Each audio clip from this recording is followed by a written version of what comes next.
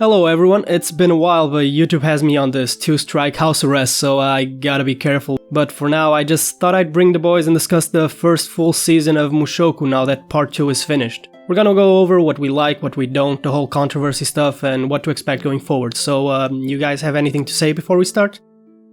I don't. Bazinga. Actually, you know what? I have something to say. Go ahead and subscribe to Golden Row, and subscribe to ItsAbiisu, and most importantly, subscribe Not to to Ayvhel. ItsAbiisu. ItsAbiisu is a dead channel. Guys, To ItsAbiisu. Bro, get it right. alright man. At least I said your channel. Shut up, man. What are your overall thoughts? Yeah, so I think Mushoku gave me a lot to ponder about regarding what my favorite isekai is, because I genuinely think the story in Mushoku Tensei, especially what we saw in the latter bits of season 2 with after Orsted's introduction, I genuinely feel like the stakes are up a notch and, you know, stuff really matters in the series. And overall, I've just really enjoyed Mushoku Tensei. I know it's come with like controversy and problems in like the fandom itself regarding some of the characters and what they're doing in the series itself, but I think holistically speaking, I've really enjoyed Mushoku Tensei and its story it's delivered. I think I don't really need to say that much. I've made like how many videos on it? A lot. Overall, I don't think it disappointed me up until the end. It left me pretty satisfied, and I think the conclusion was pretty good, even if there's no season 2. Wait, what? I really enjoyed the conclusion the most, right? It gets you hyped up enough where if you want to go ahead and read ahead in the novels, you can. But if you want to, you know, sit there and just wait for an amazing anime adaptation to come out next, you can still wait for it. So it leaves you with two really good routes. It feels just like the end of the second season part 2 of ReZero, where you're like, if this is it, I'm fine with it. You know, I don't need more. But if you like it, you can just go ahead and read. Yeah, because there's a lot of mystery aspects in it. What about you, Abisu? Wait, before I move on, I'm confused. Wait, is there not going to be another season? We got no idea. Oh, is that it? Just no idea for now. We don't have any announcement. I don't know. No one knows, really. Damn, these motherfuckers really just backstabbed us. They gave us like the best isekai out there, and then they're like, nah. I mean, the fact that it's a pretty big novel, and I think the anime did pretty well too. Really well. It's likely there's going to be, I think. I mean, I would really hope so, because it basically is my favorite isekai. I think with the amount of money that this series probably made them, and the overall, like, you know, the discussions in the fandom that it caused, I don't see why it wouldn't get, you know, additional seasons. Like, they're probably just waiting for a while to announce it. And it's gonna come though. Even like Attack on Titan had to wait. How many years? Was it like 6? Yeah. Yeah, forever. It was a lot. What do you guys think are like the strongest points of the series? Can I go first? Yeah, sure. Alright. So I think the strongest points of Mushoku as a whole has to be the characters, right? Where it's the characters who we care deeply about, and also the mystery. But like the mystery is very deeply associated with the characters as a whole. I think those two intertwined make for Mushoku to be a great viewing experience, where every single character has their own nuances to them. I don't like perfect characters. I don't like somebody who's perfect at everything they do.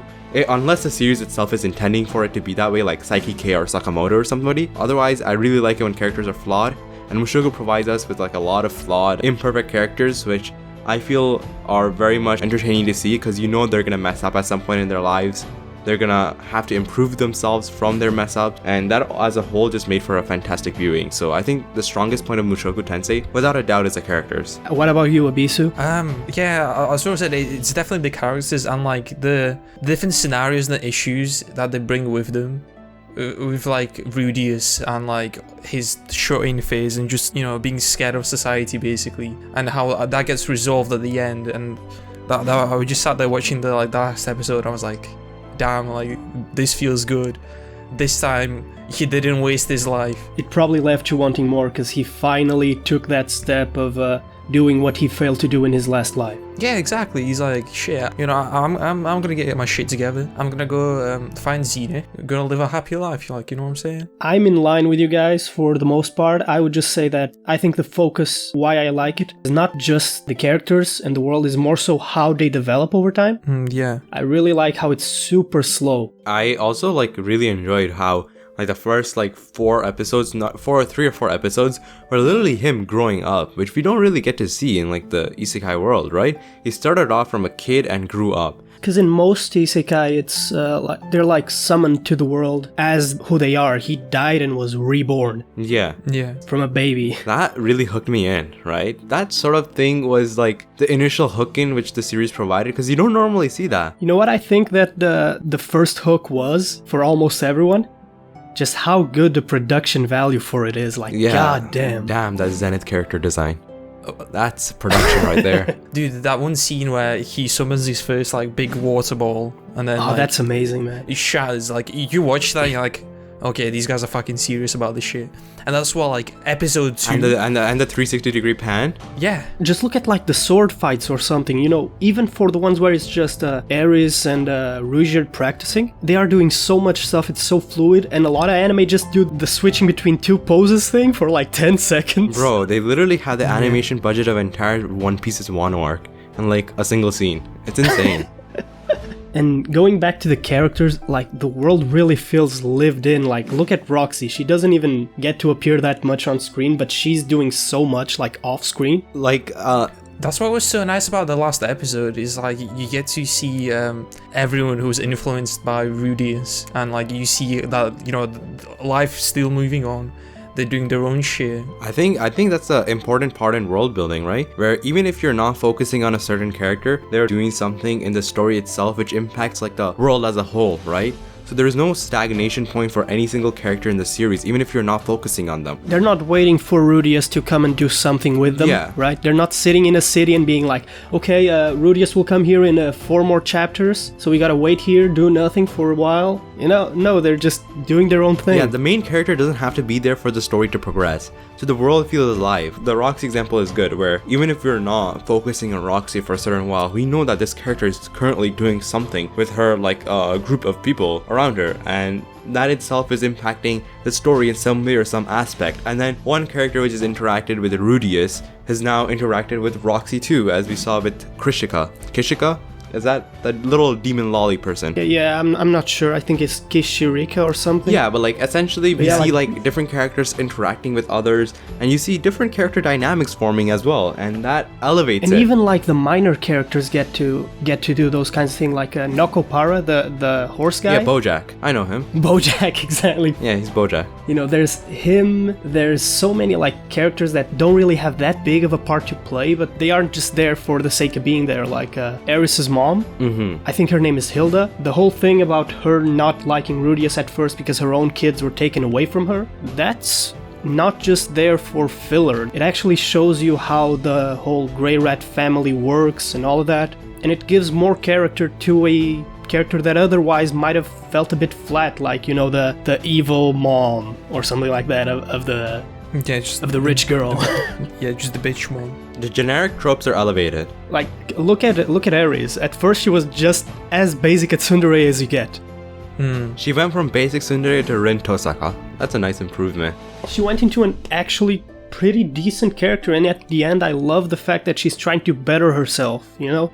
It's not just Rudius that gets to go and try to become better, even though he fails at it most of the time, but everyone gets to try and become a better version of themselves. Even Paul. And Paul is literally the definition of a scumbag for the most part. I mean, there's worse. Yeah, literally. Soros is like the worst person in the world.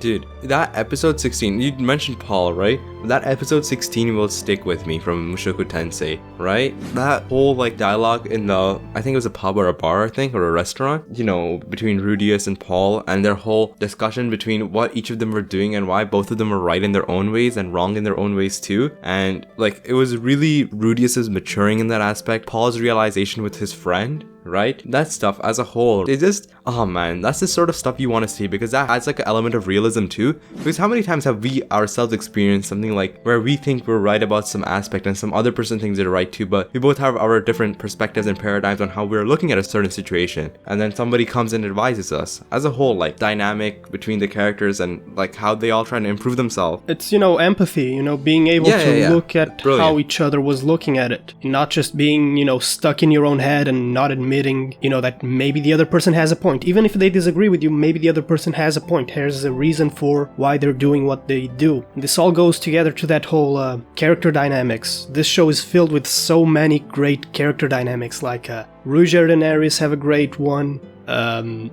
Roxy and Elena Lees, I think, have a great relationship. They look like siblings every time they're on screen with the bickering and shit. But what is your guys' like favorite character dynamic before I go into mine? Rudius and the mysterious box that shall never be open.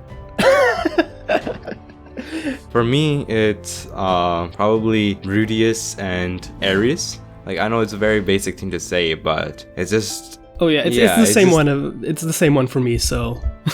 I actually think I like Rudy and Roxy a little bit more. I'm not talking shippings, I'm just talking character dynamics, okay? Oh, no, that's what I'm saying. Like, because I'm rewatching like season 1 right now, and just watching the two it's a great like, master-teacher relationship, just get along. You're just really nice. Yeah. The thing for me with Aries and Rudius is I think they have the best character dynamic. Also, they share the most screen time together, so it's a bit unfair. But I don't think it's even close because more than anyone else, they had what the other lacked, and that led them to influence each other. Like, Aries had the assertiveness that Rudius didn't, and he had the ability to premeditate that she lacked, right? She was always jumping to conclusions, going ahead, and he's always overthinking stuff. And at the end of the season, it ends with him being super assertive, right? Not thinking and just going to save Zenith, or trying to find a way to do it. And with her thinking about what she can do to better herself. That's such a fascinating juxtaposition that I did not see. Well done for that. That's like why I think they're the best character dynamics. Just at the end of the day, you could say that like they rubbed off on each other a bit. I think that's a very common thing, right? Mushoku Tensei being a fantasy world where like the Isekai is in. I don't know. I'm not sure if that makes any sense, but being a fantasy world, it does really well to show realism of emotions and characters that are like impacting each other. Because like, of course, like meeting somebody else, you take a bit of them with you. Like, you are invariably influenced by them. If that makes any sense, right? So it does really well to show that. Yeah, it does. I was waiting to see if Arvis had something to say. Yeah, same. No, you guys are like mid-conversation and both of you just shut up, and I was like, wait, what the fuck's going on? Because we, in our minds, were looking at you like, come on, say something. Do something. Bro, you're having a nice conversation, I'm gonna let you guys fucking talk. How do you guys feel about Ruijerd? Because like, Ruijerd has a very strict moral code, right? It's a very black and white. He either sees you as a villain, an enemy that he needs to end, or as something to be protected, be it an ally or a kid. How do you guys feel about that morality system that he created for himself? Hasn't that kind of faded with like time? I mean, a bit, but in a way. It's kind of the whole thing of his character at first, right? Oh yeah, but like it's when the parting scene happens, you can kind of like tell the long journey that they've been on together, like how was it Ruijerd, how like he just changes a lot as a person from like the flashbacks on when they just met, and he only operates in extremes, to like now being able to like calm down, and even in like the final episode he's able to just have a laugh with strangers and like, you know, take a joke and just relax. That was a really nice scene, even though I'm kind of sad that they parted ways, you know, the trio. It was probably hard for the author too, because he wrote, I think, 5 novels of that trio.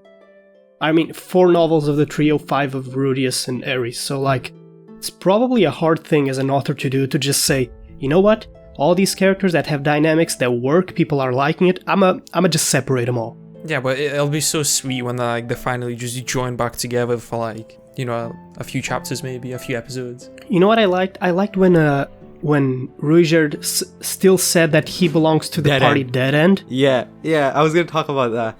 That was such a sweet moment. That was such a sweet moment. Also, like, you were talking about the strict moral compasses. I think that's a very fascinating thing to like just see in anime and manga, where a person has like a strict moral code which they put paramount above anything else. They don't really see the situation, but it's just their moral code, and if it fits in their said moral code, they go about following that in any circumstances, right? Those sort of characters are really fascinating, and I know this is just me being me, but I'm gonna bring a One Piece example into it, right? Where you have Big Mom, right? And Arvis probably can attest for this, where Big Mom wants to create a, you know, paradise sort of world where every race can, you know, freely belong. But then to go about making that, she would literally kidnap others and make sure they come into her family. She would like marriage off her son and daughters, right, for that to occur. and it's for this one holistic moral code and dream she has where she wants to make every race exist in her island, right? But the way she goes about it is not a righteous way, even though it's a good goal at the end of the day. I thought you were gonna bring in, was it Garp, and how he's basically literally letting his family die in front of him, just to stand by his moral code of like, you know, being a marine. And yeah, that was such an emotional scene in Marine. Marineford, right? And that's why the scene where he was just like I don't have compassion for pirates, but for family I do, right? When he says that, sitting beside Ace, right? That's why that hits a lot, because like the dude is conflicted between his moral code and family, because, you know, invariably that sort of conflict would occur. So it's just, you know, as a whole, seeing the whole moral code thing in Mushoku Tensei, it's just amazing to see once more. Although it's one of those shows where you have to be aware that the morals of almost everyone, in a way you could say, you know, it's realistic. The morals of almost anyone are so outdated. Like a lot of the nobles, especially with all the shitty things they do. You can see it in when they go to Eris's house, you know, Saurus, you know what he did to the maids and all that. You know, there's a lot of morally questionable stuff happening. I mean, come on, we've all read Shakespeare, right? We know how messed up like old times are with these things. But that's where I would like to, you know, you can't avoid it forever. Talking about morality, do you think that it's immoral to like the story? Because there's a lot of people that, you know, say because X, Y, Z happens in the story, anyone who enjoys it, you know, they are as if they were accomplices or something. Do you guys agree with that? Disagree with that? I want you guys to go first. But like, should I go first? Should you go first? No, I kind of have like a thing I want to say. Well, with a thing like that, isn't like any movie where someone gets killed, something bad happens to someone, isn't that like should be problematic too? Like, oh, you're watching it, you enjoyed the movie where a person gets killed, you're a part of the issue why people get killed. Like, isn't that just a really dumb way of looking at it? That's like the example I was gonna see. Like, does liking Death Note make you a mass murderer? Yeah, literally. And like Game of Thrones, which is something that is widely accepted, you know, super pop culture, as pop as it was until the last season, which almost everyone hated. It has everything that Mushoku has and more, like, and people didn't care. I mean, if they portrayed the way that Rudius or the way that Saurus or Paul acts as good, I'd probably have a problem with them, right? If they were saying this is a correct way to act. But he himself tells us, and I'll put the quote or something on screen, like, he's always saying he is garbage, Paul is garbage, Saurus is garbage. He's always saying like the people that do these things, including himself, are garbage. Yeah, at no point is the story promoting it and being like, hell yeah guys, it's so cool to kidnap like kids from like beast people villages and stuff. Like, it's always like, oh yeah, this is terrible, this should never be happening. It's even the other way around. Like, at first you see it happen in the castle and you're probably not caring that much, and then they show you like what's behind that, right? How those maids got there, and you're like, oh shit, it's even worse than I thought. You know, it's that unveiling of the mystery that Ro was talking at first. So how do you feel about that? Personally, so I know like the particular scene you're referring to is like the scene with Eris in the camp, right? Not just that, there's a lot of fucked up shit from start to finish. And I'm sure there's more to come. Personally speaking, right? I think what the scene did was it made me feel very uncomfortable, and I think in a sense I was going for that, right? Like, I did not enjoy seeing what I saw, right? It was obviously like something which in real life, if you see something like that happen, that's a problem. That's not good in any way, shape or form. It's unacceptable, right? Of course. I think at that point you have to like say that it's a piece of work. It's a piece of fiction, right? Yes. Like, obviously, would I rather see it or would I rather not see it? Just because it personally makes me feel uncomfortable, I wouldn't want to see it. But I can see why it's there. It's showcasing the reality of the, you know, the dark world that they live in, right? And I would also say this, like, at least they did it in a certain way. You know, they could have done a lot worse, because there's anime out there that, you know, kind of use it as an excuse to portray it in a certain different way. All that they did was they show them going there, they skip to morning, and then the reason you're disgusted is because you hear the voice of the guy saying what he did, right? Yeah. At least, they had some tastefulness in doing it. It's hard to be tasteful doing something like that, but at least, there's some.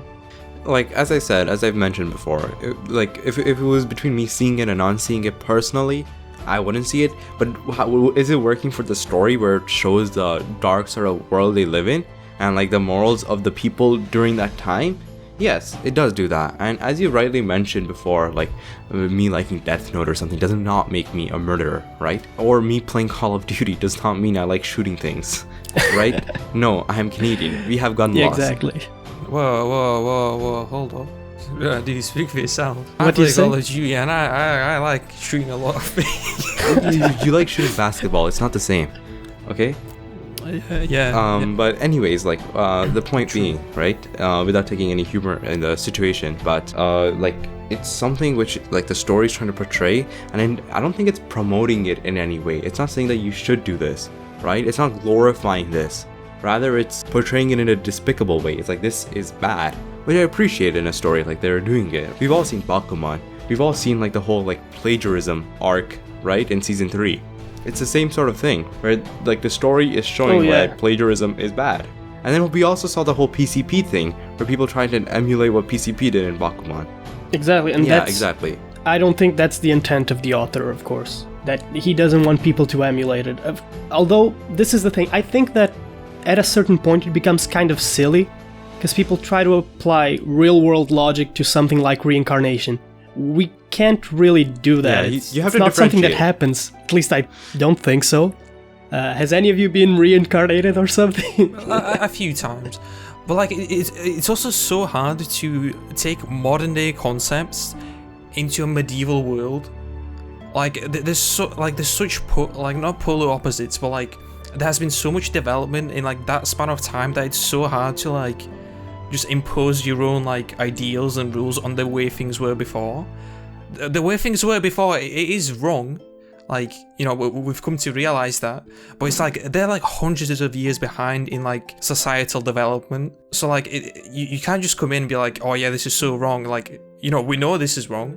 The characters don't necessarily realize that just yet. Yeah, and I mean, we've all, like, as I mentioned before with the Shakespeare example, right? We've all seen Hamlet, Othello, Macbeth, right? Like, that sort of stuff would not pass today. But why do we right now look at it as a sort of literature? It's literally the same sort of concept. A lot of the things shown back then is like, it just wouldn't pass in today's world. And it's important to learn and differentiate between, fiction and reality, and draw the line there, where you're watching a piece of work and it's not promoting it any sort of way. I'm pretty sure there was a discussion around this with AOT recently when like the season 3 or something was airing, where they're like, it's promoting like fascism or something. But it's literally showing why it's bad rather than why it's good. It's I think I know the problem with a lot of people with Mushoku Tensei, and I don't think it's their fault for starting to blame the author, because there's certain things we've come to expect from Isekai, and one of them is self-insertion, right? And I don't think you're gonna have a good time if you self-insert in Mushoku Tensei. I don't feel like Mushoku Tensei is a story where you self-insert. I feel like it's almost like watching your sim like grow up and like get a job and stuff. That's probably a good idea for it to describe it. But that's why I'm saying, like, I can understand like people who are used to watching an Isekai and expect, a bland protagonist that they will relate to in almost every way because they have no personality trait outside of the most basic thing. People are used to that. So as soon as we see Isekai protagonist, oh, okay, he's just a regular guy. He is not just a regular guy, he is a very fucked up being. And I think that's the whole point. Because if this fucked up being can ever become... I think that's the whole reason why they show him outside of the fantasy world, because they're trying to show that this dude who's gone through some stuff, he's not normal, he's not straight in the head. Yeah, he is. And I like that he acknowledges himself, and I've seen people say that they would like him to develop faster. Fair point, but I don't know if that doesn't happen. I don't know. This is the thing. What is the point of Mushoku Tensei? And in the last episode that we've all just watched, I don't know when this video is coming out, but we recorded this right after we watched the episode. there's a quote he says that I think explains a lot of like the point of Mushoku Tensei, and it's not a story of just him redeeming himself. There's a lot of redemption stories that if you want just a story for you to look at a character and watch him grow and get better, there's other things for you out there. I think this is the point, and I'm gonna quickly read a quote. I have it here in my notes. People don't change easily, no matter how many chances they get to start over. Even I never wanted to end up like this. I was surrounded by people who reached out to me, and I rejected them. I was stuck in my own paranoia, convinced they were all laughing at me. I thought I could do it if I tried. I wanted to lose myself in that dream, but it's too late now. No one will reach out to me anymore. So what does it matter now? Why should I bother trying? I'll live on in my dreams. I mean, people can't just change. What does it matter now? And just when he's about to give up, what does he think of? He thinks, I have to find Zenith. He isn't thinking about himself anymore. He first goes down that spiral, right? He hates himself. He's like, I didn't change. I'm still the same person I was. I'm trash. He goes on that whole rant in this last episode, and at the end, what does he do? He stops, pity partying himself, oh, look at me, I'm so trash, I hate myself. And that's something that was from the start of the story, right? He would do bad shit and be like, oh, I'm a bad person, instead of actually doing something. And now, right at the end of it, he goes like, I'm not gonna be a shut-in anymore, I have to find Zenith. He doesn't think of himself, but of the people around him. Now, if you want to say it took 23 episodes for him to learn to put others first, outside of life or death situations where he already did that, but to consciously put others first, it took him 23 episodes and 13 or so years of development? Okay, I get it, it's slow.